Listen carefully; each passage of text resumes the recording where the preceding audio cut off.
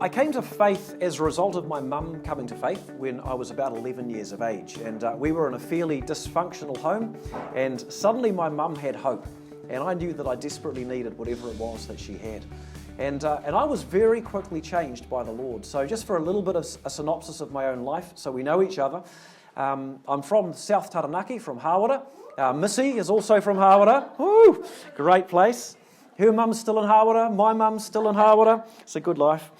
From age 14, the Holy Spirit touched my life and changed me. So I didn't come to faith because of a whole lot of rational reasons, even though I've considered them since. I came to faith because God changed me. And I am forever indebted, and I can still remember the difference that Christ made in my life. I am changed. I don't want to go back. I never want to go back. And I'm compelled, therefore, to go forward. So I went through Bible college, straight out of school, and then been in ministry since. So that included outreach stuff in Hawera, which is where I met Missy, and then I became a pastor in a church in Singapore for 9 years, which is where I married my wife named Heather. So it's a good name down the back. And we got 4 boys now, and we came back to New Zealand 11 years ago. And the mission we came back with, we're known as the Hope Project people, but we're actually the Shining Lights Trust. Who knew that? Yeah. Who's never heard of the Shining Lights Trust? There's nothing wrong with it. Yeah. Most wouldn't have heard of it, because what we are, and I'll tell you what we really do. It's very rare I say this. We're a think tank that takes a strategic look at the outreaching efforts of the New Zealand church as a whole to identify gaps in the outreaching efforts so as to see innovation brought to them. In terms of our mission, therefore, we don't care who brings the innovation. We don't care who owns the innovation. We just care that the gaps in what we're doing as a whole across the nation get plugged. So we've come up with, a dozen or a couple of dozen innovations across the last decade. We've attempted to give nearly every single one of them away. And for the ones that we were unsuccessful in giving away, that's what you know us for. So we might be the Hope Project people, but the truth is we tried to give it to 3 organisations. I offered to work for them for free for 3 years if they'd do it. It would have boomed their ministries. It fitted with their mandate, but those organisations weren't willing to take that risk. And so in the end, the Shining Lights Trust took that on. So it gives you a little bit of an idea of how we think. And that's why if you get something like how to share the gospel, I think other people can teach that, so I really don't bother much. I'll teach you how to share the gospel in 5 minutes. That includes your practice time, and then we'll move on. Because our whole work is about finding the gaps and trying to speak fresh thinking into those gaps to try and spark new things and new innovation. So that's the mandate, so you understand. The other thing I'll give you before really getting going is that you might pick up already I'm a bit fast-paced. Have you picked that up? Yeah. My mum and my grandma have always been telling me to slow down. What I worked out is that God has made me to be fast-paced, so I've given up trying not to be fast-paced. What I've also worked out is that when I bring a message, it's usually really jam-packed full of substance, and I can't not do that. And it took me a while to work this out, but the reasoning is this: I'm not interested in just equipping you. I want to equip you to equip others. I want to equip you with a perspective of all the things that we could be thinking about or learning about that you could then choose to learn about more so as to equip others. And so in most messages that I'll bring in this conference, you will feel, if you're trying to remember everything I say, you will feel overwhelmed. That's just how it's going to be. So what I'm suggesting is give up trying to understand or remember everything that I say. What I'm trying to do is paint a picture of all these things that we could investigate or learn about that actually form a larger picture. And if we know that those things exist, we might go away to read more. And then I will give you tools and resources and websites where you can learn more so you can take that substance back to your church or to whatever group that you're participating with. So does that make sense? Yep. Cool. So hopefully that helps us be really chill. And if it's falling out of our ears too soon, we'll stop for coffee sooner. If you get to a point where you really need a lolly, Shane, at any point, if you think people need lollies, just walk down and pass that bowl like an offering basket, but you take out of it instead of putting in. Okay, cultural change and what a united church could yet do. One of the misnomers of change is that people think change sometimes just happens. We feel we're at the mercy of change and we don't know what to do. Change is often happening because someone chose to change it. Now, we understand this at the small level. Because if you take on a business and it's inefficient, let's say you're a manager, you could change policies, you could change the way you work with staff, you could change the culture or the DNA of that business and hopefully make it more efficient and turn it back from debt into profit. We understand this in a local church. A pastor comes into a church and says the culture's a bit unhealthy, volunteerism is low, but volunteers have been feeling like they're being used. So that's not very healthy, is it? And whatever else it is. So a pastor could come in and identify areas that aren't so healthy and work on those to build a healthy culture, and they can turn and shift the culture. The culture of a nation is exactly the same. It's just that it's a bigger game. And what I want to put to you is that there are people, because we're starting with the big, there are people in every nation who are smart enough to be able to look at the culture of the nation as a whole and to play the game of changing it. To give you some simple examples, we'd know probably or possibly of the famed Clapham sect. So the Clapham sect is a group based around William Wilberforce and friends in a place called Clapham in England just over 200 years ago. And they decided as a first big objective to try to stop slavery and the slave trade. That was a huge undertaking. They were therefore involved in professional jobs, not as Christian ministers, and they engaged with Parliament and were eventually successful in, first of all, stopping slavery was stopped in England, then they stopped the slave trade, and then another 30 years later, they stopped all slavery full stop. And all the slaves of England in other nations that still existed, all of them were actually set free, and all of the people and businesses who owned slaves were given an enormous amount of money by the government as compensation for their lost incomes. That confidence that they gained from that experience led to them establishing, I believe it to have been 233 different societies to try and change the world. And this put a trajectory in place in our history which is quite significantly behind things like why we have freedoms of speech and religion. We have the equality of races and the end of slavery. We have the equality of the genders. The women's movement comes out of Christianity, in case you don't know. There's all manner of things. The ending of paedophilia. In fact, the SPCA to look after animals. Te Tiriti o Waitangi, the Treaty of Waitangi, comes from the influence of that group. England would never have offered a treaty that recognised Māori and gave them rights and equal citizenship with the British and whatever else exists in the treaty.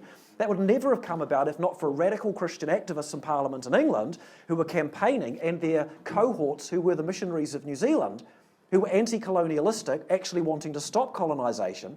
And when they realised that wasn't possible, how do you try and limit it? That's what the Treaty of Waitangi is an answer to. If we come to New Zealand and jump on 150 years, you've got a bunch of university students in New Zealand, one of whom is Helen Clark. And they adopt a version of what's called the Working Women's Charter with about 35 goals from memory. These are things that they want to change, not just in one part of a city or one suburb. Their goal was to change the whole way New Zealand thought in relation to women and family. At this point, all but one of those goals has been achieved. I truly think Helen Clark is possibly the best leader in terms of leadership skills this nation has ever had. I'm not convinced, though, of her ethics, because I come from a different value system. But her leadership ability is absolutely remarkable. And at one point in time, 3 members of that group were Prime Minister, Governor-General and Speaker of the House concurrently. Even right now, there are things that are happening in our nation. If you read newspapers or you read wider, you'll be aware we're in the midst of some pretty significant issues and changes. These aren't happening by accident. I'm not convinced that everybody in Parliament is smart enough to be plotting a 50-year path to try and change the values and the shape of this nation. But there are some people in Parliament and a number of people behind Parliament who are smart enough. Culture doesn't just change. Culture is changed. The process is, number one, the academics. These are the smart fellas and fellesses who write fat books that hardly anybody reads, right? But they analyse culture and they work something out. But then comes the creative, a specific creative, a thinking creative, who can perceive the significance of something that the person who wrote the fat book said. And they say, that's actually really important. That's a key thought that could change the way people think.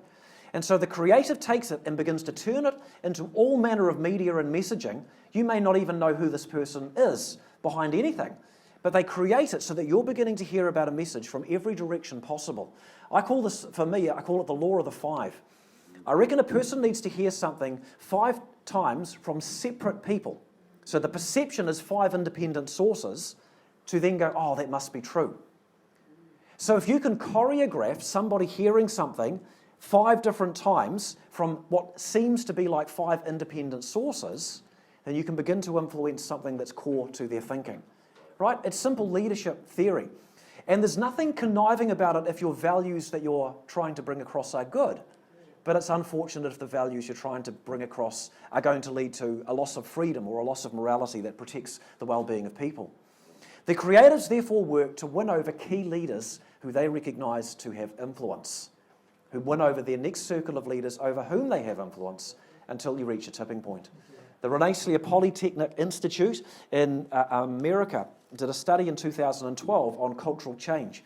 And what they concluded was that 10% was the tipping point in terms of if 10% of people are fundamentally convinced about something, they worked out that the majority would follow. So if you remember, for tipping points, imagine a seesaw, and it can rock. And everybody thinks this. If 10% change their thinking, you can hit that equilibrium point where the whole is beginning to shift. A simple example of a change would be the bicultural belief of the New Zealand church. If you go back just 10 years, the average church in New Zealand knew hardly anything about Te Tiriti or Waitangi and cared hardly anything about it as well. A key pivot person was Glenn Carpenter. But just to point it out, and it's in the footnotes of this book, which is about leadership and unity things, so $20 in the other room if you wanted a copy. But there was a bunch of academics who were writing about this for about 30 years, writing a whole lot of fat books. The problem is that the academics have the knowledge and perception, but they don't have the creative ability. It then came to Glenn Carpenter, I think, as a key pivot person. And he's the one who actually got hold of me. I'd come back to New Zealand. I was investigating outreach stuff. And he's just like, 2014 is going to be a key year. We've got to leverage it for something. And as I investigated, I just thought, actually, that's me. I'm in. So we created media in about a dozen forms. I met with pastors groups across the nation on it. Another creative, Stuart Lang. He's an academic historian, but he works out what's the use of the fat book if you don't have the 1-hour documentary. He creates the 1-hour documentary. We sold hundreds of them. They sold probably a few thousand of them. And they ended up all across the country. The Religious History Association of New Zealand got on behind this. And they had one of their whole years with academic papers based around 1814 and things that happened at Rangihoa up in Northland. And so you ended up with another book that came together summarising all of those academic papers. And then the job and the work was to win over the denominational leaders and then to win over the leaders of different organisations so that they begin to win over all of their pastors so that they win over all of their members. It only started in 2011, that process. And I put to you that the tipping point for the New Zealand church as a whole was mid-2017. And I smiled because I do travel a fair bit, and it wasn't the beginning of 2017, and it was already done by the end of 2017. Somewhere in 2017, there was a shift where we went from not having enough people for this to be bona fide and okay to actually know we're in. And suddenly, there was the shift. Suddenly, everybody wanted a speaker on the history, to learn about Te Tiriti or Waitangi, to buy some illustrated history stories that we've done, all sorts of things on this, and we're creating curriculum currently to get these into schools. There's 16 stories so far telling parts of this history. Suddenly, Māori started gathering together and saying, let's actually meet with no Pākehā around. I think we've got some stuff that we could talk about. And they started to have hui in different places. What was remarkable was that the hui that they had in different places weren't coordinated by anybody. It happened in multiple places in the same year at the same time. It was incredible. And because of the nature of what we do, I was suddenly aware of these things happening in different places, going, wow. And then I started visiting with different groups, trying to work out who was coordinating it. And I came to a conclusion, actually there was someone coordinating it. You might have heard of him. He's called the Holy Spirit. Yeah, I think it was him. I think he's the guy who was doing it. And what happened in some of these hui was remarkable. I wasn't there because I'm not Māori, I'm tau iwi. But what happened was that some would say, actually, you know how colonisation kind of stuffed us up? I reckon we might have been stuffed up before the Pākehā came. What do you reckon? And then meeting together and saying, hey, my Māori brother, I love you, but wait a minute. Actually, we came over and we killed 2,000 of your people. I'm so sorry. and started to address, it's not just the wrongs of colonisation, but it was the wrongs between iwi. And there were meetings, I've been in combined prayer meetings, where this sort of stuff has begun to come out of the woodwork. And there have been people just honestly wailing at the top of their voices, real loud, sort of, you could say, interruptive and disturbing kind of stuff. But it's a deep-seated grief, just coming back and realising, man, we massacred you guys. And just saying, I'm so sorry, because there was intertribal warfare for centuries before the Europeans came. And Te Tiriti o Waitangi and the early missionaries, what they did was awesome, and then we completely stuffed the whole thing up and repeated stuff as bad as anything that had happened before, and maybe even worse. Change can happen right across a nation. Change can happen right across the New Zealand church. It's not happening by accident. It can be encouraged and fed if intelligent people begin to think through the processes, begin to think through the media that might need to be created. And if we take this to the nation, what I'm suggesting to you is that we're not powerless if we're willing to think a bit different. We can actually engage some of these public conversations as well. And you'd see that in Hope Project, that's part of what we're playing at. But a lot more is needed than what we're doing. Other ministries do good things. Family First, I would especially note. And we need even more than their work and ours. One of the key things I think we've got to work out regarding this word unity is that I think it's used in two different senses. And I want to thank Jay Martinga for challenging me to bring this into my articulation. Unity, in one sense, is a goal, right? God wants us united. Where there's unity, where God's people dwell together in unity, there the Lord commands a blessing, right? We all get that? Amen. In which case, unity in some ways is like the fruit of the Spirit. God wants you to be loving, joyous, patient, peaceful, kind. God wants all of that in you, and He wants you to get on. This is like how I want my sons, I've got 4 boys, I want my sons to get on, and generally they play together really well. And honestly, travelling with them around the country, I've sat there sometimes with a heart of delight, just going, oh boys, I'm so proud of you. Just the way they're looking out for each other on all these adventures and on all of the travel, that sort of stuff. So in some sense, unity is a goal in and of itself. Whatever happens, Paul says, conduct yourself in a manner worthy of the gospel of Christ. The context doesn't explain that one. A manner worthy of the gospel of Christ is a no-brainer. We should understand what it means. Your character and conduct should be like that of Jesus. Be loving and kind and generous and hospitable, right?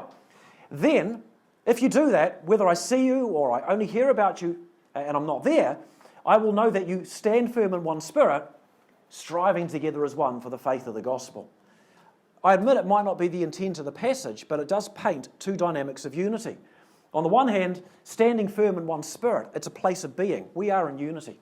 Whether we know each other, we love Jesus, we read our Bibles, we're on mission, right? We're in unity without even meeting. And if the character of Christ is in us, then if I say something that's a little bit rude or obnoxious, maybe you give me a bit of grace. If I say something that's errant and you think I need correcting, maybe you come with gentleness and with good people skills, ask a question and tell a story to try and gently correct me. But we learn the character skills to be able to function in unity together. But the next, striving together as one. You see, unity is a goal, but unity is also a means to an end. It's both. By this will all people know you are my disciples. If you have, love one for another, love for one another. And in John 17, the big famous chapter which is about unity, Jesus prays for unity, not for unity's sake in that chapter. Jesus prays that the world might know. There's something intrinsic to our unity, which is intrinsic to our ability to engage in gospel work at a bigger level and to have a greater impact. It's a really, really important thing to God, and it needs to be to us. So, unity isn't just about love for one another, and this is where my board has encouraged me to stop talking about unity and start talking instead more about collaboration. There are things we need to collaborate in together. And that way we're understanding that we're not trying to promote that everyone come together for big prayer meetings to sing, bind us together, Lord. Come on. We are one in the bonds of love. Can anyone else got another one? Brother, sister, let me serve you. Oh, I was yawning at those when I first came to faith, those songs. Man, let's do something. So the second type of unity, here it is. What could we do together? There's your key question. What could we do together that we could not do apart? That's what the unity bit's for. And we're going to come back to that in the closing session of the whole conference. What I want to give you the rest of the starting message is what I'm giving to pastors' groups across the country. And this is a progressive conversation, so I'm not telling you stuff that's just my thoughts. I'm telling you stuff that's come out of 8 trips right through the country meeting with pastors' groups in 60 places. So hours and hours of conversations, with conversations before and after all of those meetings, and a myriad more on the phone throughout all of the years. What could we achieve together, not just in a city, but what could we achieve together nationally that we couldn't achieve apart? And in the DNA of what I'm going to give you, it's rather strategic. None of these things, one of them does slightly, but none of them except the one that does slightly, require uniformity.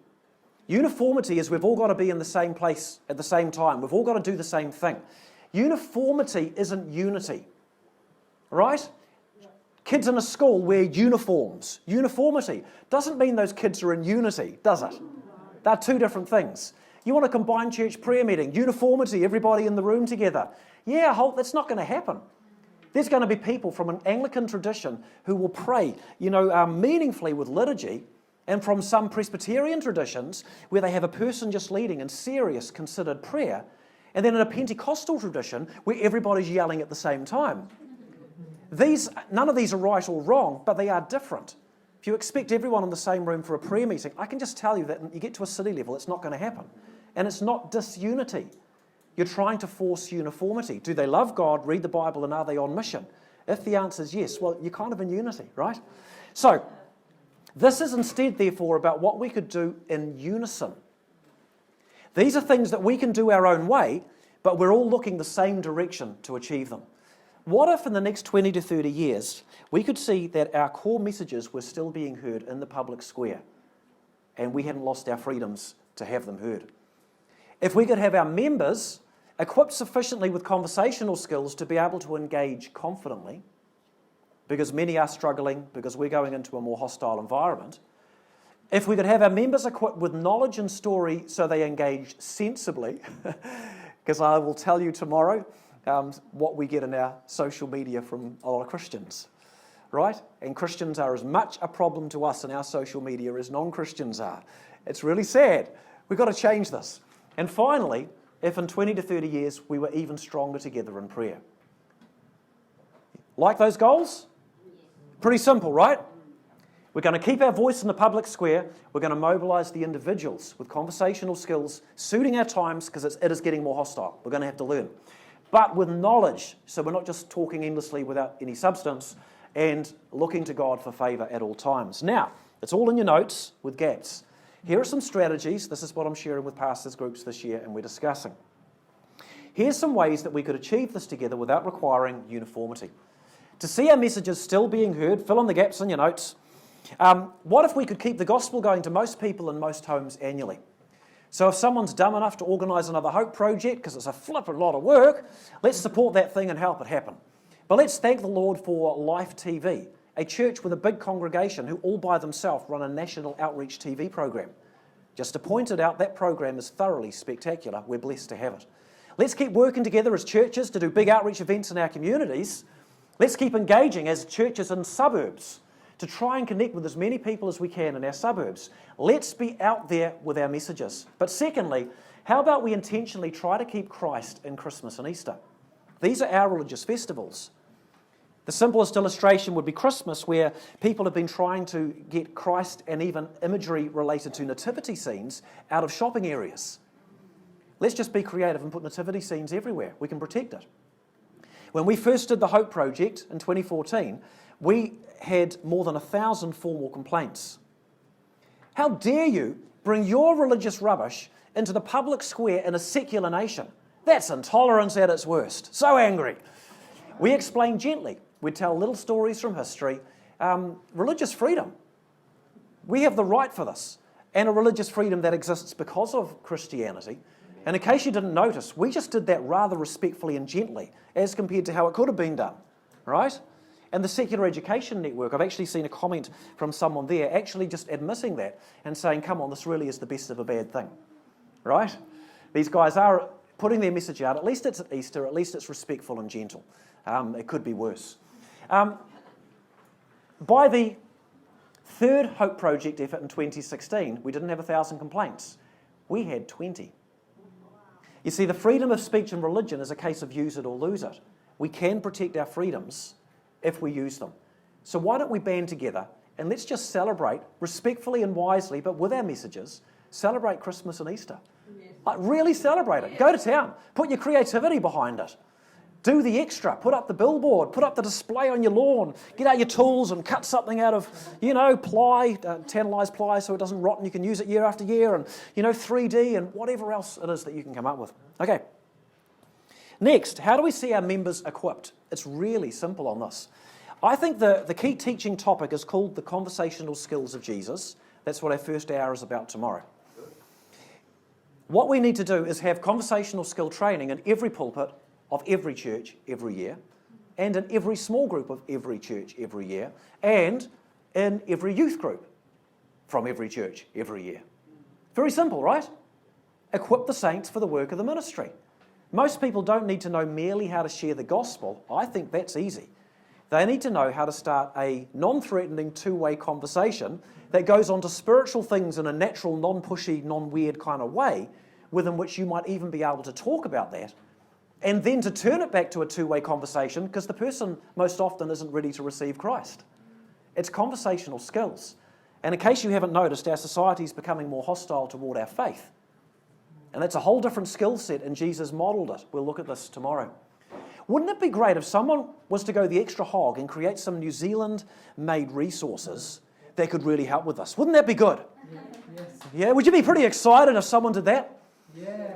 Imagine if they created a website. Let's go for a name like, I don't know, we need to work all together. So how about alltogether.co.nz, right? Imagine.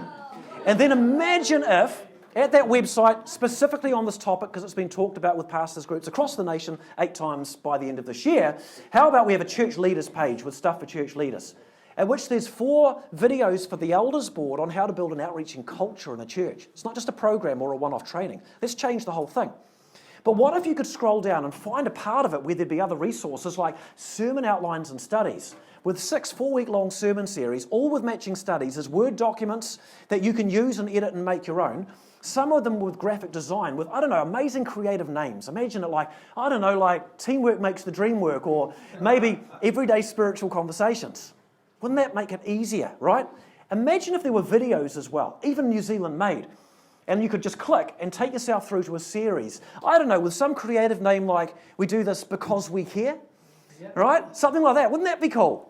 And you could find a whole lot of titles of 5-minute videos like how to share the gospel in 30 seconds, how to start a conversation, how to start a normal conversation, the importance of teamwork, the power of a testimony, the power of your prayer, disciples not converts, how to disagree without disagreeing, how to engage hostile conversations, when it's right to confuse people, like Jesus did telling parables that he never explained to the crowds, avoiding quotable quotes, answering questions with questions.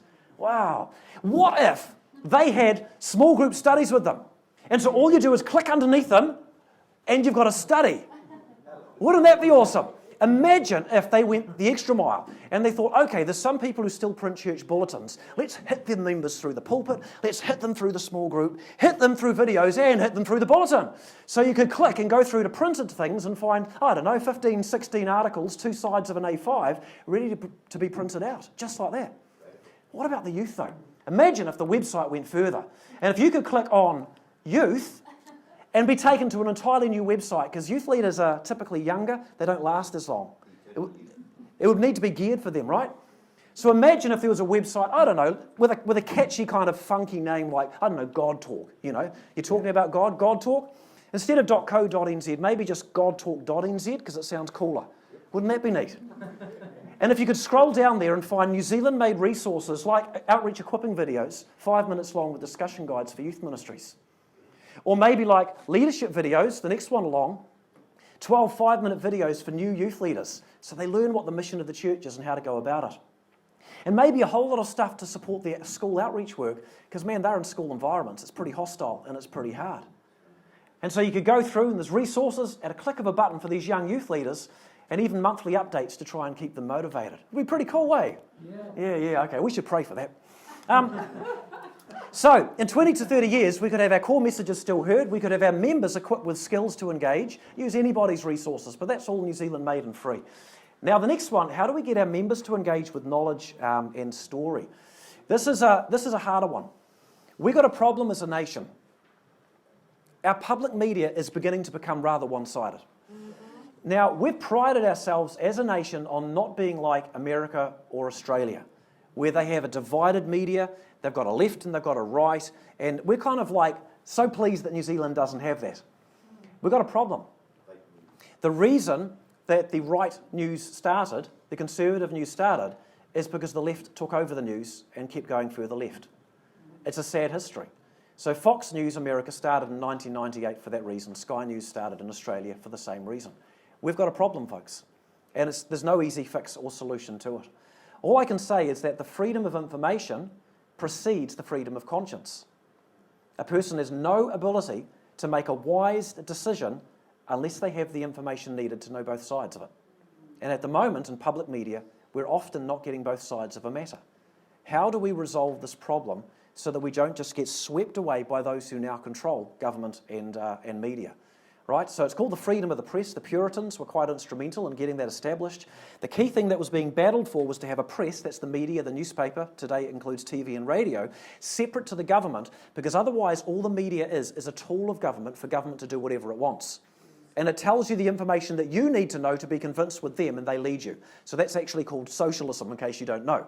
Because socialism is about the social good being the greatest good, and you give the government power, and the people are just there to be twisted wherever it's needed. In the words of Ayn Rand, who suffered under communism and then spoke out against it, she said that socialism is controlling people by vote, while communism, you control them by force.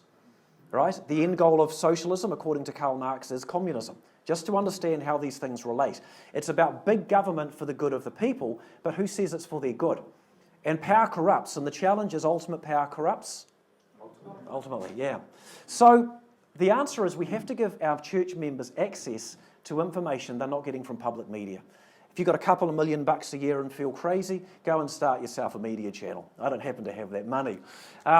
Here's what I think we could do. Number one, we have an organisation in our nation. It's not technically Christian. It's a values organisation called Family First. They put out updates. They are our best conservative news feed, in my opinion. View them as a news feed. You may not agree with everything they say. I'm sure you don't agree with everything that TV1, 3 and Prime say. Nothing wrong with that. Be discerning. Don't believe everything you read. But people have to have access to information and study both sides of a matter. How about we start giving all our church members access to Family First updates? TM stands for NZCN, New Zealand Christian Network, have begun to put out short articles on current issues from a Christian perspective, so with a Bible verse and the like. So that's something else you could subscribe to. Thinking Matters is our nation's only national apologetics ministry. They're doing a conference here in Hamilton in 2 weeks' time. We need to support them. They create a platform for thinking individuals to articulate stuff on current issues. That's really, really important. And I'd encourage you all to go, take people with you, pay too much, and give them an extra donation when you leave. It's really hard in the space these days. And what if our pulpits were all to address, anyone who's in charge of a pulpit or a small group, a current issue 3 times a year? I'm told that pastors are not addressing current issues through pulpits. I'm not saying it's true. I don't know, because I haven't attended thousands of churches to listen, right? So I can't actually say. But if it is true, let's all just change it. 3 times a year. And if we're going to do it, let's learn how to talk about a difficult topic without ever stating our opinion. Because if you state your opinion on some things and it's on the MP3, it can be used to bury you in 20 years' time. The world's changing. So what you do is you say, we're going to talk about this topic today. Gee, it's a difficult topic, isn't it? Who'd like to be in my position talking about this topic? No one puts their hand up, you know. Right, well, some people say this, but some people say this. Some get angry about this, but some get angry about this. Let me tell you what Family First say, then put all the blame on them, right? And then come back and say, we've got to learn to read both sides of an argument. We've got to learn to discern what's true. Because if we follow a path that's true, we will be defended as a nation, and this will be for the good of the people. But if we go on a path that's wonky, let's finish with a couple of scriptures. But you get my gist, right? It's possible to preach on a topic without ever saying what you think. Let's learn this skill. And if you're a small group leader, how about trying to talk about some difficult topics without ever saying what you think? And when you're asked what you think, how about coming tomorrow and learning some people skills from Jesus so that you learn how to answer without ever answering?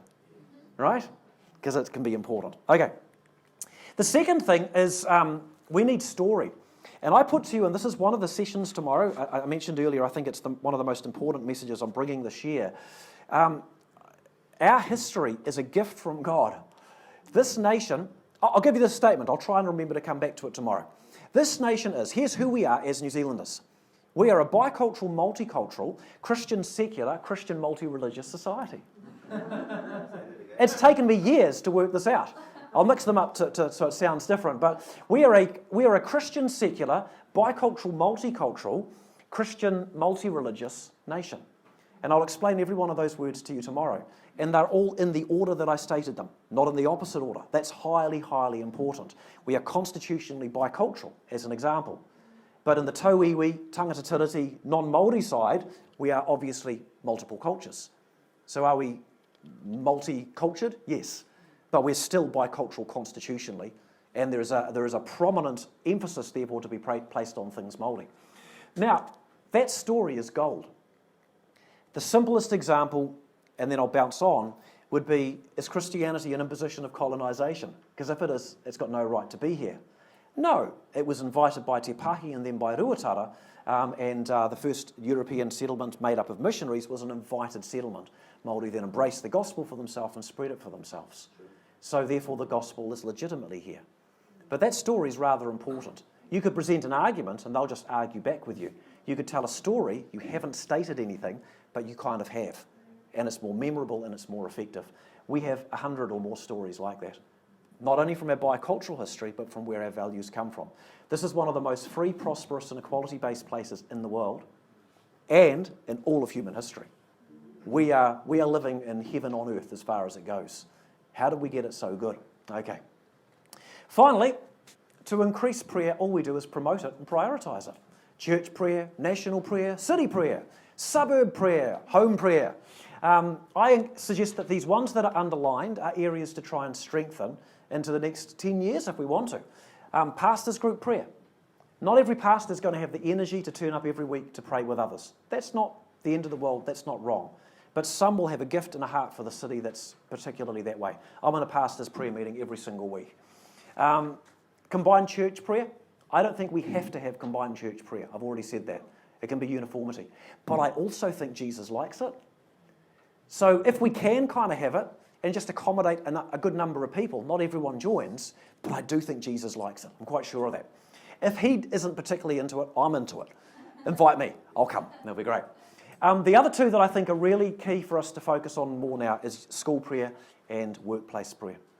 And I'll talk at the end of the conference about this, the last session. This is about giving unity back to the people. I cannot see how you could be, as an example, a teacher in a school where there's 3 Christian teachers and 30 teachers in total, dealing with the issues and stuff going on right now, and you're not meeting at 7 a.m. one morning a week with the other 2 Christian teachers. If you're a Christian teacher in a school, man, you need to be praying with the others who are thinking like you to say, Lord, how do we serve our school well? How do we help the students? How do we help the teachers? How do we keep the culture and environment of this place as healthy as possible for the good of all? And maybe God could hear your prayers and help you as a team.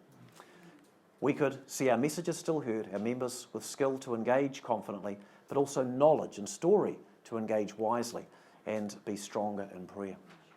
So, one last point. Well, it's not 4, but 4 last points, 5 last points. First of all, I want to suggest to you the 4 things that we could all do as churches, every single one of those things. Because none of those things are about uniformity. There's only one little exception. That's if we do deliver Hope Project booklets. But that doesn't need everyone. It just needs some. Right? But that aside, I suggest that we could do all of those things, and each church can do it their own way. It's not about uniformity. None of that's about a program. This is about what you put through the pulpit, isn't it? This is about what you talk about in your leaders' meeting. This is about the illustrations that you choose to use in your sermons or in your small group studies. This is about the information that you choose to pass on. This isn't about being busier. This is about working smarter. You see that? Yes. You see that? Yes. Yes? If not, I've got to start from the top. We'll be here forever. Okay. Finally, I suggest on the big picture, I'm not trying to motivate you, I'm just trying to help us think, right? So, and you don't have to think the same, you discern what you think. But I think that what's important for our unity to actually achieve results, because we can already achieve the things that I've just mentioned. That list, 500 to 1,500 pastors in round figures are probably already doing each of those things at different levels on different things. My hope is that we could take it up to a good 1,500 pastors on every one of them, because there's 800,000 of us who attend church semi-regularly in this nation. We do have the potential to influence stuff if we're mobilised. We need to have a continuing conversation on the definitions and boundaries of our united function. That is to say, there is a way that this works, and it doesn't work by power. It doesn't work by people appointing themselves as leaders either. It certainly doesn't work by anyone saying, we're going to do this and you guys all have to join us. That's boundary breaking. You've all got to help with the Hope Project delivery, otherwise the homes don't get the booklets. No, you don't. You do not have to help with the Hope Project booklet delivery. And if anyone on our team ever said you did have to, you call me about it, because I'll give them a call really quick. Volunteerism is volunteerism. Volunteerism isn't coerced. Volunteerism isn't forced. But you might also think, I'd like my neighbours and my friends to have the testimony of what Jesus has done in our history and in people's lives in the gospel, in which case you might want to. But that would be the reason to do it. So we can come back to that. Secondly, we need communication lines. Because if we don't find a way to hear ideas like the 4 goals and the 15 ideas I just shared with you, then how on earth will a whole lot of us ever think to do them in our churches?